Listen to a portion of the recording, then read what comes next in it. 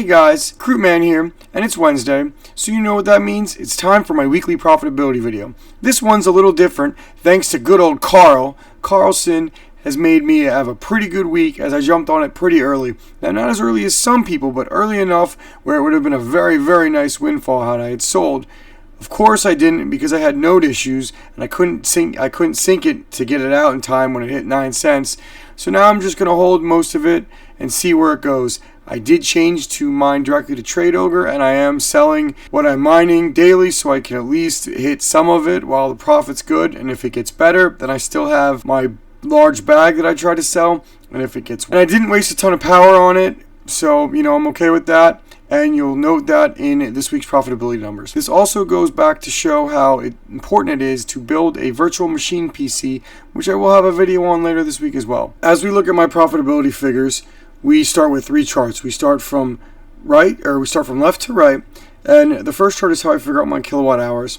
The second chart is how much I figure out my cost to run per day, and you can take a look at those and pause this video if you want to go into greater detail.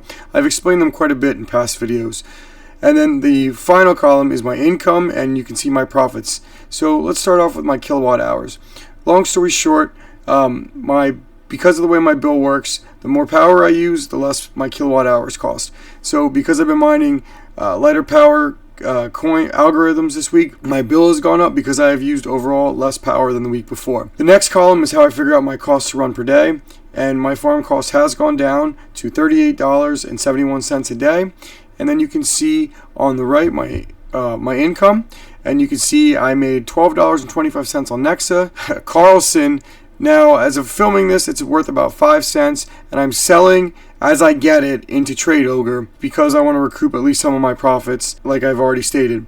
So as of filming this, I'm getting about 666 KARLSEN per day, which is $31 as of the time of this filming this video. Iron and Conflux, I have a single 3080 8-card rig on it, and I'm making $1.65 on iron and $1.83 on Conflux. RXD and Ergo, I have about 4 rigs on those, making about $5 on RXD and $7.37 on Ergo. Nori or XNA, I've got all my AMD rigs and my hodgepodge NVIDIA rig that has a lot of powerful GPUs on it. That is mining XNA, and I'm making $9.85 a day. I think if something goes down with KARLSEN, I will probably shift the majority of these back to Kapow, but we will see. And then I'm mining about average 285 ZIL a day for $6.70 for a total income of $75.92.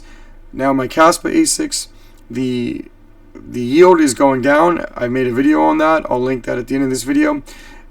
So that's not surprising. But the price has gone up a tiny bit, so my profitability is still solid at $10.81 a day. Zephyr and RTM, I'm making a total of $8.85 a day, $1.11 on RTM, and $7.74 on ZIL. So my total income is $75.92 on GPUs, $8.85 on CPUs, $10.18 on ASICs. If we subtract my power, assuming I was not a business, I would make $56.24 a day. With my write-off, because I am a business, $65.26 a day. So that is pretty good, and I am pretty happy with that. It feels like we're seeing late 2020 numbers. Very, very nice.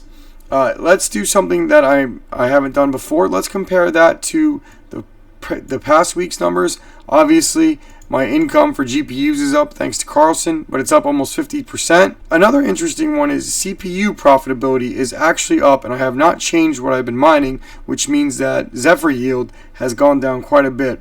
So that just means that maybe other CPU miners are going other places. So that's kind of nice. And obviously, as I suspect is going to happen unless we get some serious price action with Caspa, my ASIC profits are down. So my overall profitability is about double what it was last week. Now, is this just the KARLSEN bump? Probably is, but I'm going to enjoy it while it lasts, and we'll see what happens. We'll see if next week I'm still talking about the KARLSEN bump, or if next week when I'm doing this comparison, I'm just talking about the anomaly that was KARLSEN. Anyway, guys, thank you for watching this week's profitability video. Please like and subscribe. I'm going to do these every single Wednesday. And if you have any questions about how I get my numbers and what my breakdown's like, please let me know. Thank you for watching. Please like and subscribe. Crewman out.